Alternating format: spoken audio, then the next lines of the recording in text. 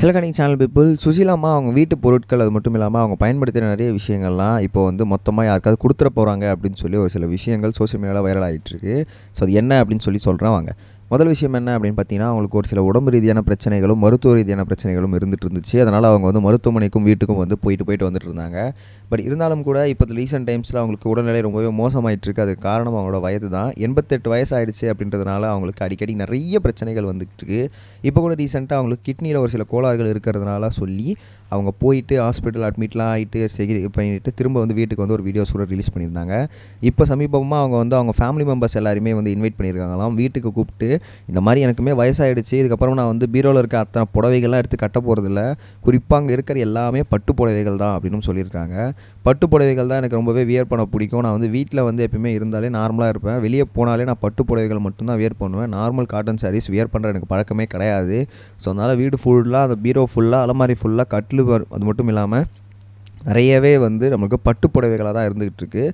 So அந்த பட்டு புடவைகள் எல்லாமே நீங்கள் என்ன பண்ணுங்கள் அப்படின்னா, இதுக்கப்புறம் வேர் பண்ணதுனால நீங்கள் கொஞ்சம் எடுத்துக்கோங்க.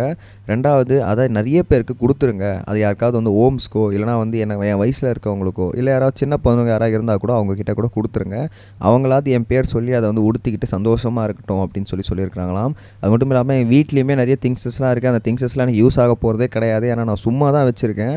ஸோ அதனால் அதையும் கூட நீங்கள் கொடுக்க முடிஞ்சால் கொடுத்துருங்க. ஒரு பிரச்சனையும் எனக்கு கிடையாது அப்படின்னு சொல்லி நம்மளோட சுசிலா அம்மா அவர்கள் இப்போ சொல்லியிருக்கிறாங்களாம். இதெல்லாம் கேட்டு அவங்க ஃபேமிலி மெம்பர்ஸ் ரொம்பவே கண்கலங்கியிருக்காங்க. ஏன்னா வந்து அவங்க வந்து ஏன் இதெல்லாம் சொல்லிக்கிட்டு இருக்காங்க, அவங்களுக்கு 88 வயசு ஆகிடுச்சு, ஆனால் அவங்களுக்கு ஒன்றும் ஆகலை, நல்லா தான் இருக்காங்க, அவங்க ஏன் எல்லாத்தையும் ஃப்யூச்சரை நினச்சி பயப்படுறாங்க அப்படின்னு சொல்லி அவங்க ஃபேமிலி மெம்பர்ஸ்லாம் அவங்கள வந்து சொல்லிக்கிட்டு இருக்காங்க.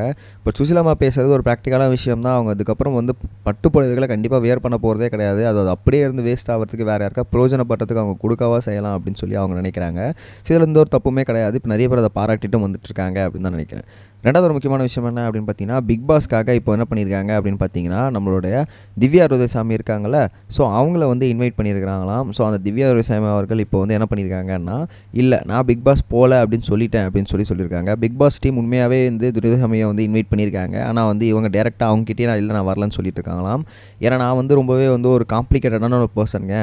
திடீர்னு சீரியஸாக பேசுவேன், திடீர்னு வந்து கோவமாக பேசுவேன். என்கிட்ட யார் எப்படி நடந்துக்கிறாங்களோ நான் அப்படி தான் நடந்துப்பேன். அது மட்டும் இல்லாமல் 100 நாட்கள் ஒரே வீட்டில் என்னால் இருக்க சொன்னால் சத்தியமாக முடியாது. எனக்கு மண்டையே வந்து வெடிச்சிரும். எனக்கு அந்த மாதிரியான பிரச்சனைகள் இருக்கிறதுனால நான் வந்து சத்தியமாக வந்து என்ன பண்ண போகிறேன்னா, பிக் பாஸ் போக மாட்டேன். அதை நான் அவங்க டீம்கிட்டே சொல்லிட்டேன். ஸோ அவங்க வந்து வேறு யாரையாவது தேடிப்பாங்க, ஒன்றும் பிரச்சனை கிடையாது, நான் போக மாட்டேன் அப்படின்னு சொல்லி அவங்க வந்து ஆணித்தரமாக சொல்லிவிட்டார்கள்.